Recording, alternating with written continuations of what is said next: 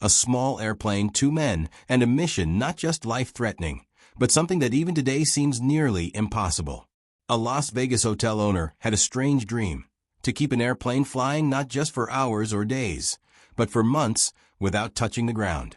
This wasn't just about refueling. This was a story about sleep deprivation, the cold of December, and maintaining a delicate balance between life and death. But the question is, could these 2 pilots really break a record that seemed impossible? Or did their plane vanish forever into the blue sky? This is a bizarre event from history that's now lost in old books, brought back again projects in world's videos. In 1956, a man named Warren Bailey opened a hotel in Las Vegas. It was quite different from the city's other large casinos and hotels because it catered to simple, working-class people. The hotel, called Hacienda, wasn't expensive, which made it popular among the common folk. However, since profits were low, Warren Bailey was always coming up with new ideas to promote his hotel. One day, his friend Bob Timm, a former Army pilot, suggested that breaking a world record could get Hacienda some big publicity. His idea: fly an airplane continuously for days, even months, without landing. Warren liked the idea. But the real question was, would it actually promote the hotel? And more importantly, was it even possible? It's important to understand something here.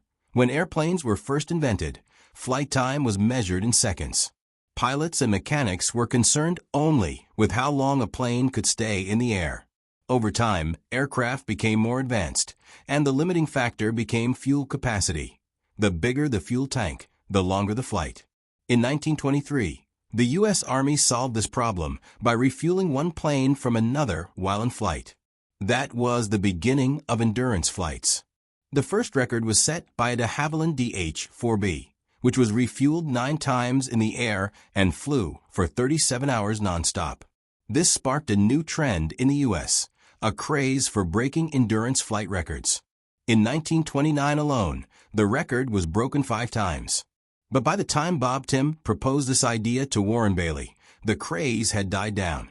Now, it wasn't just about engineering. It was about testing the limits of the human body. Bob Timm wanted to beat a record set in 1949 by 2 Navy pilots who flew an Aero-Enca sedan aircraft for 46 days straight. Their mission had received major media attention. Warren Bailey thought this could be the perfect way to promote Hacienda and asked Bob to take on the challenge himself. After all, he was a respected World War II pilot. Timm went to McCarran Field Airport and bought a Cessna 172.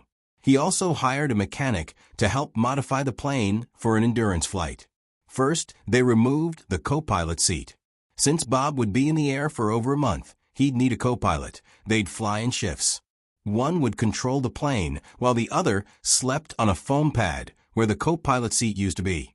They also removed the backbench and created an 8-square-foot storage area for essentials. In one corner of the cabin, they installed a small sink for sponge baths in the cramped 4-foot-high cabin. A 95-gallon belly tank was added for extra fuel, in addition to the wing tanks.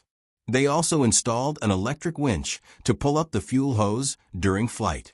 They replaced the co-pilot's door with a folding door to access the belly tank's fuel port. Today, hanging out of a flying plane seems like a movie stunt, but back then it was relatively normal. Even stuntmen performed mid-air transfers between planes. To make aerial refueling safer, a foldable platform was built outside the co-pilot's door. This was the only place one could stand upright. The rest of the cabin only allowed sitting or lying down. The engine was also modified heavily.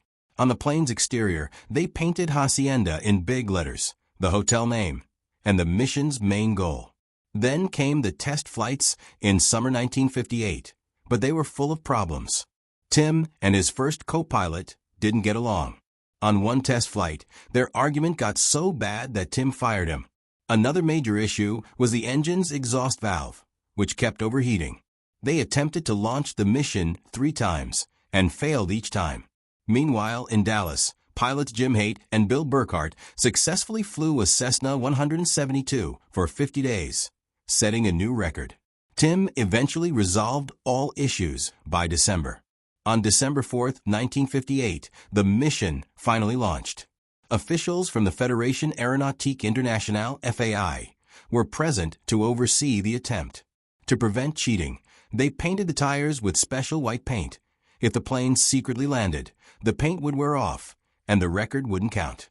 12 hours after takeoff, it was time for the first refueling.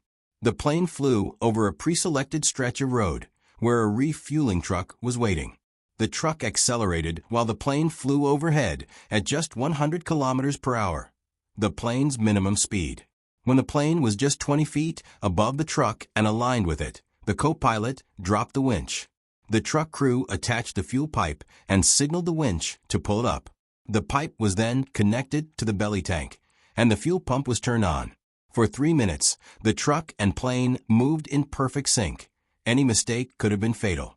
Once the tank was full, the co-pilot dropped the pipe back down and they flew off for another 12 hours.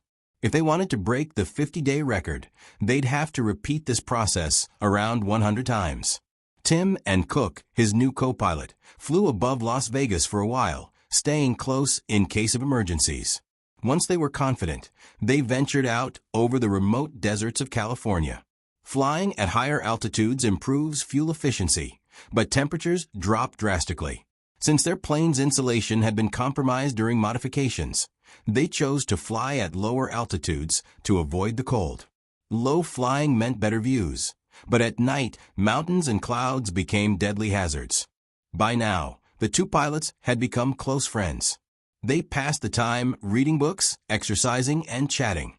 During the twice-daily refueling, they'd also pull up other supplies, water containers, engine oil, and freshly made food from the hacienda chef. You might be wondering, what about toilet needs? They had a folding camp toilet with a waste bag underneath. Once full, these bags were discreetly dumped over California's empty deserts, a fact only revealed later by Cook's wife after his death. By day 36, Timm and Cook had celebrated New Year's Eve midair, but exhaustion and stress were starting to show.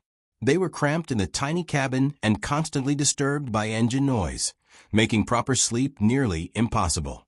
One night, something happened while Timm was at the controls. While seated at the controls, something unexpected happened. Timm fell asleep. This occurred just minutes before his co-pilot's scheduled shift was supposed to begin.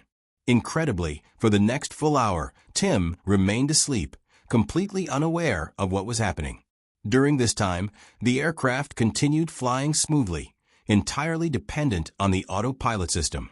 When Timm finally regained consciousness, he was stunned to see that the plane had drifted off course and was now flying at a dangerously low altitude inside an unfamiliar canyon. If he had remained asleep just a few minutes longer, disaster would have been inevitable. The plane likely would have crashed into the rocky mountain walls. The autopilot was only designed to keep the plane flying in a straight path. It couldn't detect or avoid terrain or obstacles in the environment. They had narrowly escaped a catastrophe. Then, on January 12th, the 39th day of their mission, a critical mechanical failure occurred. The aircraft's generator broke down. This failure was far more serious than it initially seemed. Without a functioning generator, essential systems like the radio, onboard lights, cabin heater, and the electric pump used to transfer fuel from the belly tank into the wing tanks all stopped working. Faced with this challenge, the ground crew devised a quick solution. They sent up a small wind turbine that could be mounted on the airplane. However, this turbine could only produce a limited amount of electricity, just enough to power the communication radios. All other systems remained non-functional. As a result, from that point forward, Timm and Cook had no choice but to pump the fuel manually, by hand, for the rest of the flight. This already difficult process became far more dangerous at night, especially during a new moon, when visibility was almost zero and there was no natural light in the sky. To overcome this problem, they came up with an innovative fix. A flashlight was securely tied to the winch mechanism so that during refueling, the ground crew could clearly see where to attach the fuel hose. Additionally, they brought in a second truck to help. This truck was positioned about 300 feet ahead of the main refueling truck and was fitted with a powerful searchlight to illuminate the road and guide the process. But even as they solved one issue, more problems kept emerging. The plane's fuel gauge stopped working, so they had no way of knowing exactly how much fuel they had at any given time. Then the tachometer, an instrument used to measure engine RPM, also failed. To make matters worse, carbon deposits began to build up inside the engine, threatening its performance and reliability. Despite all of these setbacks, January 23rd, the target date to break the world record, was now fast approaching. At last, the endurance flight started receiving the kind of attention that Hacienda Hotel owner Warren Bale had always envisioned. Bale organized a major publicity push. He printed and distributed schedules in newspapers that listed the names and times for all the major cities that the plane would fly over. This allowed people across the country to step outside, look up, and witness history in the making as the Hacienda flew overhead. To create more visual impact, Bale arranged for a separate airplane filled with photographers to fly alongside the Hacienda. These professional photographers captured breathtaking images of the plane mid-flight, images that were soon published across newspapers nationwide. In one particularly memorable moment, co-pilot John Cook even climbed halfway out of the plane and pretended to clean the windshield for the cameras. This daring stunt added to the drama and excitement. When newspapers published the photos, public interest exploded. The whole country was now watching this unbelievable journey. Finally, on January 23rd, at exactly 3:52 p.m., the plane officially broke the previous world endurance flight record of 50 days. It was a moment of triumph, a milestone reached after weeks of exhaustion, cold, danger, and constant risk. But instead of landing, Timm and Cook made an astonishing decision. They chose to keep going. After all they had endured, they felt they could continue flying for a little while longer, until the plane itself could go no further. And so, they continued their flight, spending an additional 14 days in the air beyond the world record. Eventually, though, the aircraft began to show serious signs of wear. It was no longer safe to keep flying. On February 7, 1959, after an unbelievable 64 days, 22 hours, 19 minutes, and 5 seconds of continuous flight, the pilots finally contacted the McCarran Field Control Tower and requested permission to land. As the plane touched down on the runway, a massive crowd had gathered to witness this historic moment in aviation. Among those present were fans and supporters, aviation officials, journalists, photographers, and the entire staff of the Hacienda Hotel. Timm's wife and children were also there, waiting anxiously to welcome him back to the ground. By now, both Timm and Cook were in a severely weakened state. After spending over 2 months in a cramped cabin with barely any rest and limited movement, their bodies had been pushed to the edge. They were so exhausted and physically depleted that they couldn't even climb out of the plane on their own. The flight officials carefully inspected the aircraft, and what they found confirmed the legitimacy of the record. The white paint on the aircraft's landing gear tires, applied before the flight began to detect any secret landings, was still fully intact. That meant the plane had truly remained in the air for the entire 64-day duration, without ever touching the ground. In 2015, the Fédération Aéronautique Internationale (FAI) officially retired and discontinued the endurance flight category for piloted aircraft. The reason? The risks to human life were simply too great. As a result, the world record set by Timm and Cook will now remain unbroken forever, a legendary achievement frozen in time. Today, the very aircraft that made this feat possible, the Cessna 172, still exists. It hangs on display at McCarran International Airport in Las Vegas, specifically in the Terminal 1 baggage claim area.